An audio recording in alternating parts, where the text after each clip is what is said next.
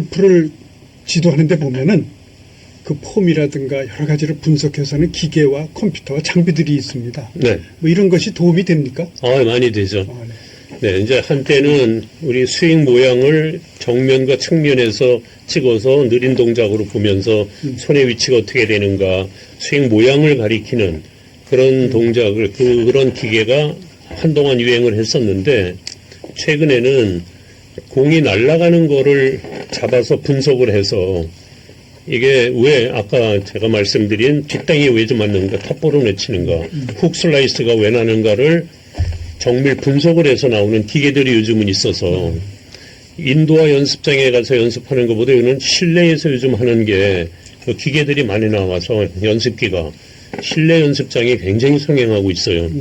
네, 거기 가서 보면 클럽이 지나가는 패스가 얼마 어때고 페이스가 얼마가 열리고 닫히는지 이게 어퍼로 맞았는지 다운으로 맞았는지 그다 입력이 됩니까?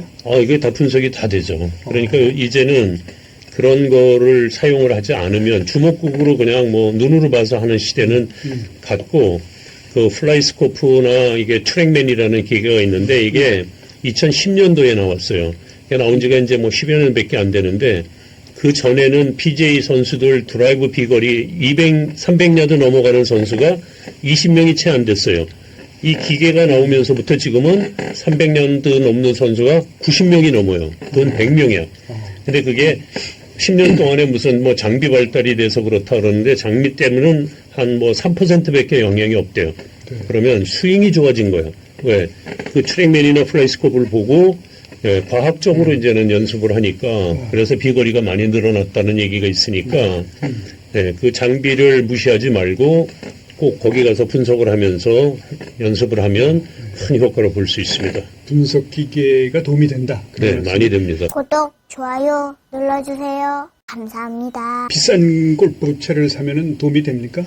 비쌀수록. 네, 이제 돈이 많으신 분은 비싼 거를 사도 괜찮습니다. 네. 뭐 머리맡에 몇십억씩 갖고 있는데 그걸 뭘 합니까? 그러니까 뭐 어떤 걸 사도 괜찮은데 비싼 걸로. 네.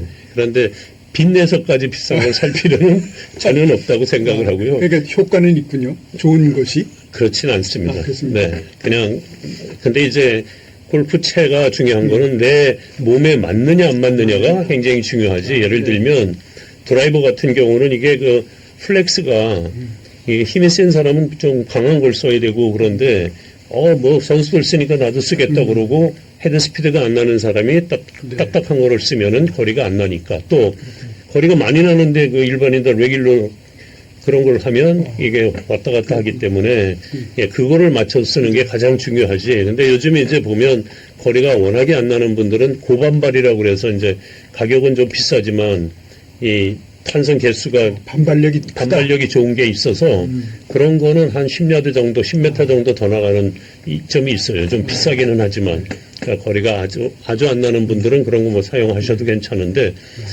괜히 비싸게 뭐 몇 천만 원씩 들여가면서 이게 장비를 써야 되는 거면 우리 같은 지도자들한테 갖다가 돈을 주고 좀 기술을 배우는 게 훨씬 낫습니다. 그래도 이제 비싼 걸 쓰면은 뭔가 좀 있어 보이고 잘 치는 것 같고 뭐 그렇지 않겠어요? 그러니까 이제 그런 있어 보이는 것 때문이지 그게 도움이 아무리 좋은 아이언 갖고 뒷땅을 뻑 쳤는데 그게 비싼 채가 무슨 관계가 있고 드라이브 쳤는데 오비가 났는데 비싼 채가 무슨 관계가 있습니까? 그러니까 처음에도 말씀드렸지만 드라이버는 14번을 치면 100타 치는 사람은 14%고 7번 아이언을 3, 4번 치면 3, 4%야.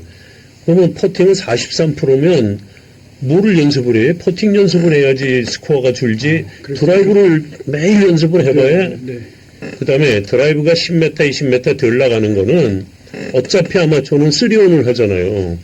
그러면 뭐 30m에서 3온을 하나 10m에서 하나 10m에서 하는 사람이 뒷땅 치면 30m에서 붙인 사람이 더 잘 치는데 그러니까 비거리를 포기를 해서는 안 돼요.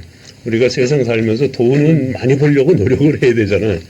근데 그거 너무 돈에만 욕심하다가 건강을 뭐 해친다든지 이러면 소용이 없는 것 같이 드라이브 거리에만 너무 신경을 쓰다가 숏게임이나 다른 걸 못하면 골프는 별로 엔조이 할 수 없다는 거죠. 미국 생활에서 10년은 골프 하시고 10년은 태권도 지도자로 일하셨고 네, 딱 20년 살고 왔죠. 20년 살으셨군요. 그러면 태권도를 지도하시면서 뭐 어떤 에피소드나 뭐 남기고 싶은 얘기 같은 거 있으세요? 네. 제가 78년도에 미국을 갔는데 80년도 초반에 미국의 태권도가 굉장히 그 마셜 아트가 굉장히 유행을 했어요. 이제 태권도를 배우러 오는 미국 사람들이 나이 많은 사람들이 참 많았었어요. 그러니까 뭐 60, 70 다 된 분들도 배우러 오고 그래서 한때 그게 굉장히 좋았고 그랬는데 88 올림픽 때 시범 경기를 보여줬는데 우리는 일격필살 뭐 한방면 뭐 사람이 어떻게 되고 이런 걸 가리키는데 이게 뭐 가서 닭싸마는 것 같이 이렇게 막 하다가 그렇죠. 말고 그러니까 그렇죠. 요새 경기는 그렇죠. 네, 나이 먹은 사람들이 다 그래서 제가 89년도에 태권도 도장을 그만두고 가게 된 동기가 있는데 10년 동안 그래도 태권도를 가리키면서 미국에서 이제 인정차별을 제일 안 받는 직업이 태권도 사범님이에요. 다 이제 존경하고 뭐 예설로설하고 뭐 이러니까 마스터니까. 네, 그러니까 이게 사는 데는 정말 불편함이 전혀 없고 수입도 괜찮습니까? 수입도 뭐 그냥 먹고 살만하죠. 큰 돈은 못 벌어도. 그런데 제가 이제 가리키면서 그래도 좀 그 보람을 느낀 거는 한 번은 온몸에 문신을 한 여자가 한 30대 초반인 여자가 조인을 했어요. 그래서 뭘 하다 왔냐 그러니까 모터사이클 갱을 한 5, 6년 그 남자친구를 사귀어서 쫓아다니면서 그 생활을 하다가 이게 막 예의 갖추고 뭐 이런 거에 빠져서 그 생활을 접고 태권도에 빠져서 열심히 해갖고 2년 만에 검은띠가 됐어요. 그래서 이제 검은띠가 된 후에 내가 이제 상담을 요즘 무슨 직업을 갖고 일을 하느냐 그러니까 철공소에 가서 노동일을 하면서 한 달에 1200불 벌어서 여잔데요. 네. 그래서 너 학교는 어디까지 다녔냐니까 대학교 2학년까지 다니다 말았대요. 그래서 너 그럼 평생 너 막노동하고 살 거냐 학교를 가라 그랬더니 Sir, I'm old sir 그래요. 나이가 먹어서 자기 그렇다고. 나이하고 관계없다고. 너 당장 내일 가서 학교 등록을 하고 학교를 가라고. 그래서 이 친구가 가서 남은 대학 뭐 마치고 석사 마치고 박사가 돼서 예, 학교 교수가 됐어요. 이제 그렇게 만들어준 그런 친구도 있고. 그러니까 이제 그 보람된 일들이 그런 그 어떤 그 고등학교 여자 선생님인데 이혼을 하고 아들 둘을 키웠는데 이 중고등학교 망나니들인데 와서 태권도를 배워서 잘 키워서 의사가 되고 변호사가 됐다고 나한테 고마워갖고 연말이면 편지를 보내는 이런 그 학부형도 있고 그래서 사실은 가서 미국 사회도 또 주류 사회에 가서 이제 그네들과 10년 동안을 생활을 하면서 그 여러 가지 배운 것도 있죠. 예, 미국 사람들은 건강을 위로 참 노력을 많이 해요. 그다음에 부지런해요.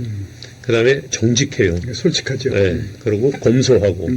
그래서 사실은 저도 그거를 배워서 한국의 후배들한테 해주고 싶은 얘기는 네, 건강을 지켜라. 24시간 중에 1시간은 내 몸을 위해서 노력해라. 그다음에는 움직여라. 그다음에는 정직하고 바르게 살자.